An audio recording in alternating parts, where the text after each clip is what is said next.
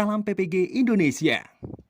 Berikut hasil diskusi kelompok kami mengenai tahap kedua Understanding by Design, yaitu bukti penilaian. Kami beranggotakan 5 orang. Yang pertama, Fitriana Wulandari. Yang kedua, Viani Kurniawati. Yang ketiga, Zuli Nurfaizah. Yang keempat, Cahyo Baskoro. Dan yang kelima, Muhammad Ivan Afandi. Sebelumnya kita mengenal tahap-tahap Understanding by Design. Pada tahap Understanding by Design terdapat 3 tahap. Yang pertama, mengidentifikasi pencapaian yang diinginkan. Tahap yang kedua, mengenai bukti penilaian yang akan menunjukkan pencapaian peserta didik. Dan tahap yang ketiga, merancang kegiatan pembelajaran yang akan memberikan kesempatan bagi peserta didik untuk mencapai hasil yang diinginkan.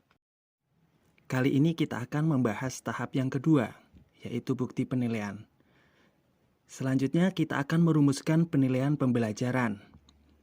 Menurut Wiggins 2005, penilaian dilakukan dengan mengambil kata kunci dalam tujuan pembelajaran dengan memperhatikan pertanyaan-pertanyaan berikut. Yang pertama, bagaimana kita mengetahui siswa berhasil menjawab tujuan pembelajaran? Kemudian, apa bukti bahwa tujuan telah tercapai? Yang ketiga, dapatkah bukti tersebut menjamin siswa sudah memahami materi? Lalu, apa yang kita butuhkan untuk merumuskan penilaian pembelajaran? Nah, yang pertama, kita membutuhkan tugas kinerja. Yang kedua, bukti penilaian lain. Bukti penilaian lain dirancang untuk membangun pemahaman, pengetahuan, dan keterampilan. Bisa berupa kuis, tes tertulis, pertanyaan evaluasi, dan lain-lain. Kemudian yang ketiga adalah rubrik penilaian. Kali ini kita akan membahas asesmen pembelajaran yang merupakan bagian dari bukti penilaian. Asesmen pembelajaran dapat berupa tes lisan atau format tanya jawab di kelas saat pembelajaran berlangsung, observasi, kuis atau tes tertulis, bisa juga proyek atau praktikum. Siswa dapat menilai sendiri pembelajaran mereka melalui self-assessment atau penilaian sendiri dan peer assessment atau penilaian teman sejawat. Pertanyaan pada asesmen jumlahnya tidak terbatas, tergantung pada kebutuhan masing-masing guru. Asesmen pembelajaran dibuat untuk menguji pemahaman siswa mengenai materi. Pertanyaan dan petunjuk asesmen dibuat menggunakan kalimat terbuka, menarik, menantang, jelas, dan mudah dipahami, sehingga memungkinkan siswa berpikir kritis. Asesmen pembelajaran kurikulum merdeka. 1. Asesmen formatif, yaitu asesmen yang bertujuan untuk memberikan informasi atau umpan balik bagi pendidik dan peserta didik untuk memperbaiki proses belajar. Asesmen formatif dapat dilakukan di awal pembelajaran dan di dalam proses pembelajaran. 2. Asesmen sumatif, yaitu asesmen yang dilakukan untuk memastikan ketercapaian keseluruhan tujuan pembelajaran. Asesmen ini dilakukan pada akhir pembelajaran atau dapat juga dilakukan sekaligus untuk 2 atau lebih tujuan pembelajaran, sesuai dengan pertimbangan pendidik dan kebijakan satuan pendidikan. Asesmen sumatif menjadi bagian dari perhitungan penilaian di akhir semester, akhir tahun ajaran, dan atau akhir jenjang. Model penilaian Understanding by Design. Para pendukung Understanding by Design menyarankan agar penilaian yang bermakna diterapkan dengan penilaian kinerja atau tugas autentik menggunakan model GRASPS. G berarti goal. Goal berupa solusi dan permasalahan yang terjadi di dunia nyata. Kemudian role, peran peserta didik dalam skenario. Lalu audience, yaitu lingkungan yang berhubungan dengan peran peserta didik dalam skenario. Situations, yaitu rangkaian kegiatan yang dilakukan dalam skenario. Lalu product, hasil dari aktivitas siswa selama menjalankan skenario. Dan yang terakhir standar, kriteria yang digunakan untuk menilai produk serta indikator kesuksesannya.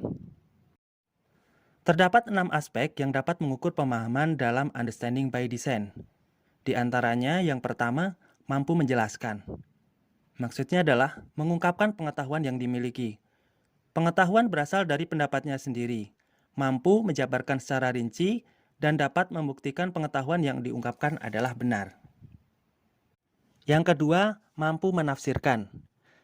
Maksudnya dengan menceritakan masalah belajar dengan penuh makna, menawarkan terjemahan yang tepat, memberikan dimensi historis atau pribadi yang terbuka untuk ide dan peristiwanya. Mengkonstruksi objek sesuai pemahaman pribadi atau dapat diakses melalui gambar, anekdot, analogi, dan model.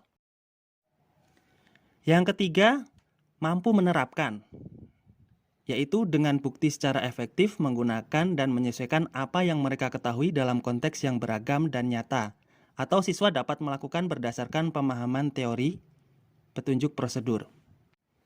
Yang keempat, memiliki perspektif, yaitu dengan kemampuan sudut pandang siswa secara kritis, mampu membangun gambaran mengenai materi, teori, prosedur belajar. Yang kelima, memiliki empati, yaitu menerima pesan dan kritikan yang bersifat terbuka terhadap pendapat dan saran dari orang lain. Siswa mampu menghindari kata-kata negatif, menatap dengan marah, dan mampu menyampaikan gagasan dengan jelas dan sistematis. Kemudian yang keenam, memiliki kesadaran pengetahuan diri, yaitu memahami gaya pribadi, prasangka, proyeksi, dan kebiasaan pikiran yang membentuk pemahaman siswa sendiri. Siswa mampu merenungkan arti pembelajaran dan pengalaman. Berikut dapat dilihat tabel perencanaan dalam menilai bukti asesmen. Pada kolom tugas kinerja, melalui tugas kinerja otentik apa siswa akan mendemonstrasikan pemahaman yang diinginkan.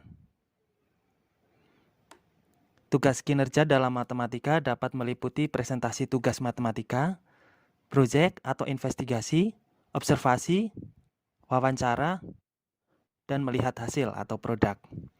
Peserta didik dapat mendemonstrasikan pemahaman mereka melalui tugas proyek yang diberikan guru.